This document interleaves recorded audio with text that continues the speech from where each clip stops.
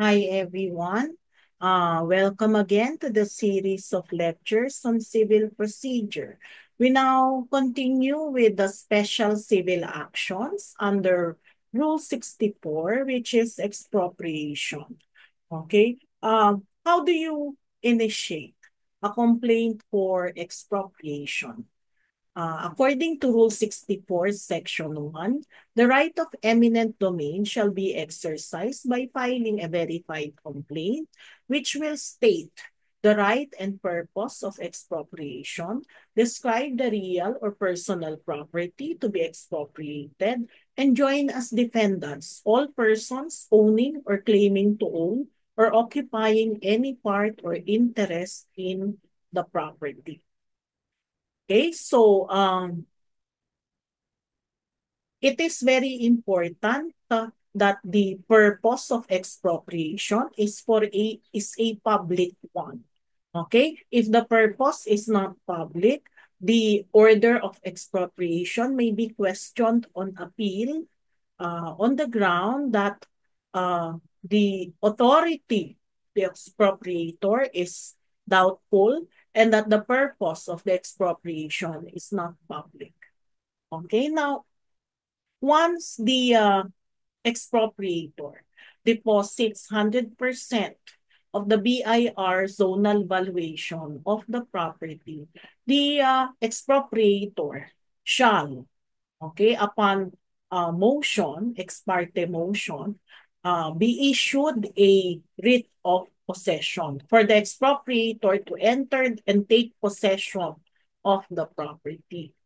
Okay? Remember that the writ of possession may be issued by the court ex parte, provided that the expropriator deposits 100% of the BIR zonal valuation.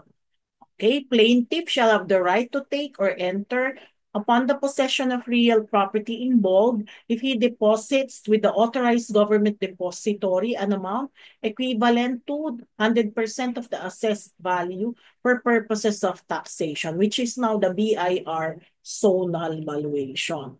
Now, if personal property is involved, its value shall be provisionally determined and the amount to be deposited shall be promptly fixed by the court. Okay. If a defendant has objections or depends on the taking of his property, he may file and serve a notice of appearance and a manifestation, specifically designating or identifying the property, and he shall thereafter be entitled to notice of all proceedings. If a defendant has any objection to the filing of the allegations in the complaint or any objection or defense to the taking of his property, he shall serve his answer, okay, within the time stated in the summons.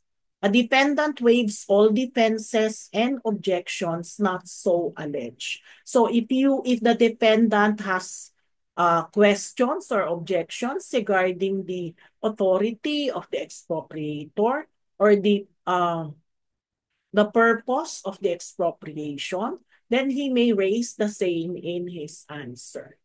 Now, if the objections and the defenses against the right of the plaintiff to expropriate the property are overruled by the court, or when no party appears to defend, the court may issue an order of expropriation declaring that the plaintiff has a lawful right to take the property for public use upon the payment of just compensation, to be determined as of the date of the taking of the property or the filing of the complaint, whichever came first.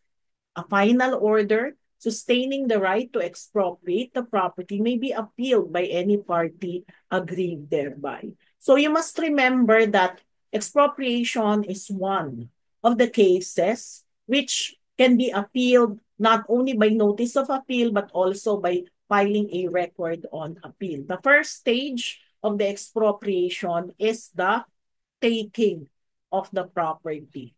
Okay? So once the order of expropriation is issued, affirming the authority of the expropriator as well as the purpose of the expropriation, then that order of expropriation can be the subject of an appeal.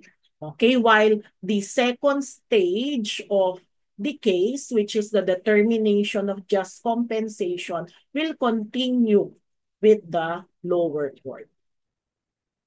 Okay? Also, in expropriation, okay, the second stage of expropriation is the ascertainment of just compensation. Okay, this is usually done through the use of commissioners.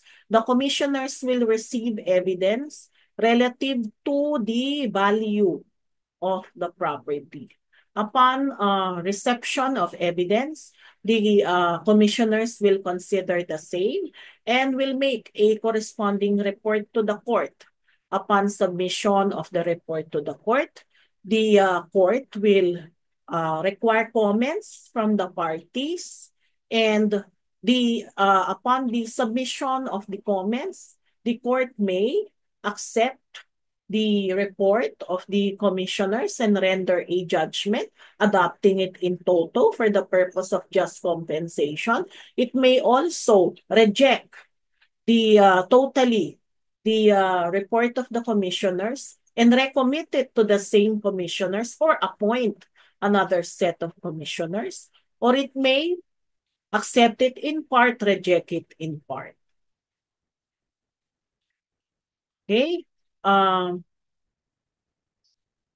Upon payment by the plaintiff to the defendant of the compensation fixed by the judgment, the plaintiff shall have the right to enter upon the property expropriated and to appropriate it for public use and purpose. Okay, you must remember that all throughout the expropriation proceedings, the purpose of the expropriation should remain public. If at any time during the proceedings, the public purpose is lost, then the expropriation must be dismissed.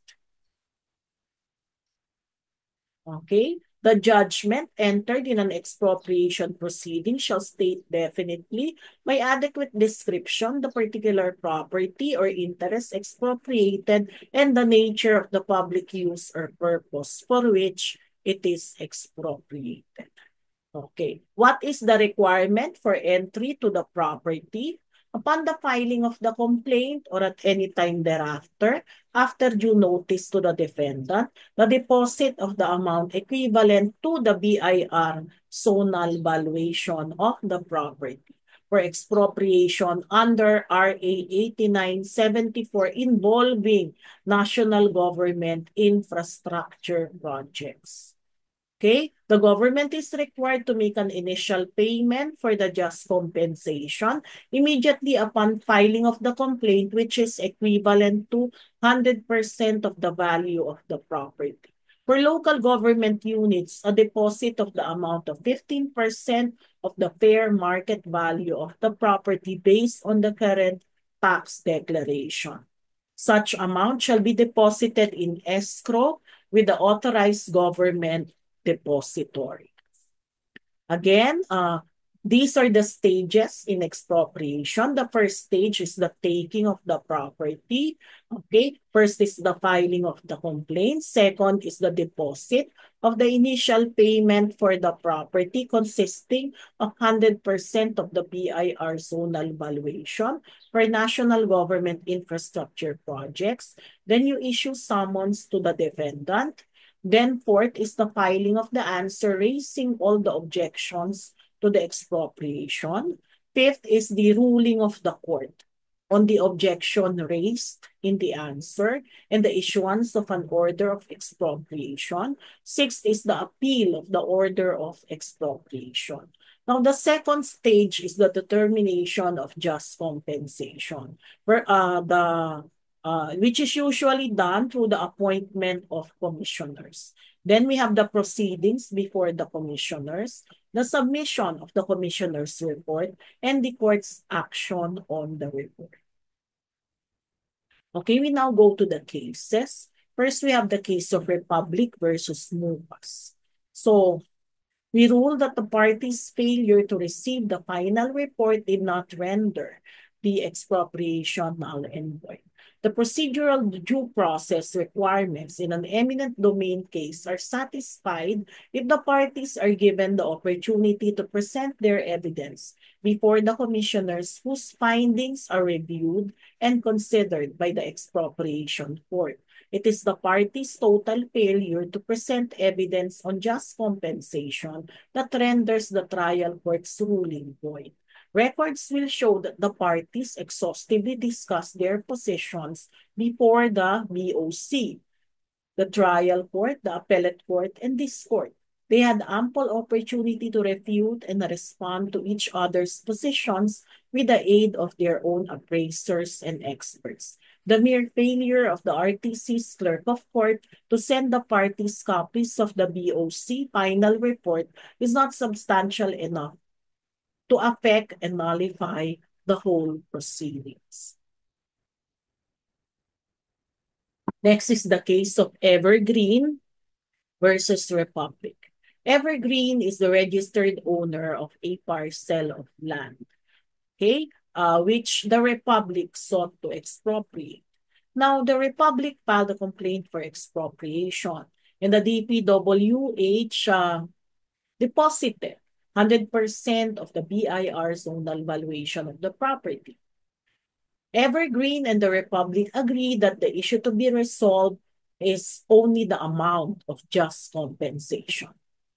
Notably, the just compensation in expropriation cases is defined as the full and fair equivalent of the property taken from its owner by the expropriator. The true measure is not the taker's gain, but the owner's loss. It is equivalent to be given for the property to be taken shall be real, substantial, full, and ample. The ascertainment of the just compensation is made through the appointment of commissioners. It is a mandatory requirement in expropriation cases. Thus, trial with the aid of commissioners is a substantial right that may not be done away with capriciously or for no reason at all.